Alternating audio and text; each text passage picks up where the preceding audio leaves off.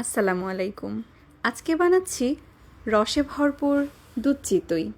তার জন্য আতপ চাল ভিজিয়ে রেখে ব্লেন্ড করে নিয়ে এবার এটাতে পরিমাণ মতো লবণ এবং হালকা কুসুম গরম পানি দিয়ে মিক্স করে নিব।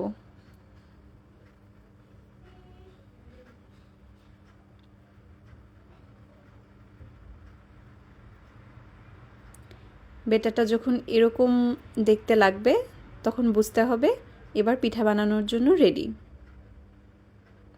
একটা কড়াইতে সামান্য একটু সয়াবিন তেল ব্রাশ করে নিয়ে এবারে আমরা একে একে পিঠাগুলো বানিয়ে নিব।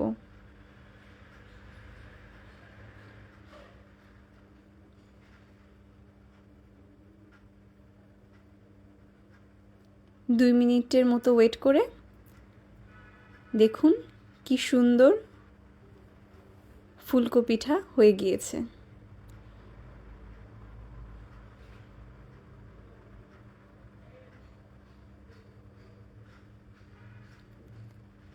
একটা পিঠা ভেঙে দেখাচ্ছি কতটা সুন্দর এবং পারফেক্ট হয়েছে।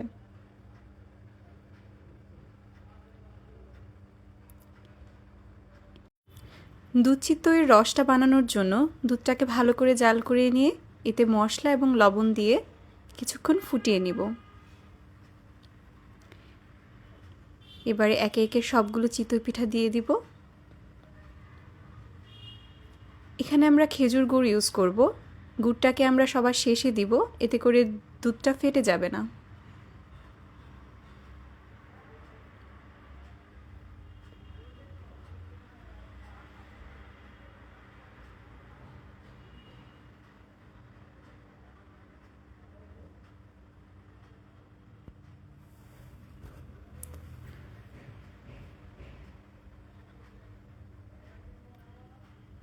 এবারে খেজুর গুড় দিয়ে ভালো করে মিক্স করে নিয়ে ঢাকনা দিয়ে ঢেকে রেখে দিব সারা রাত, এবং সকালে দেখুন এই তো আমাদের সুন্দর পিঠা রেডি।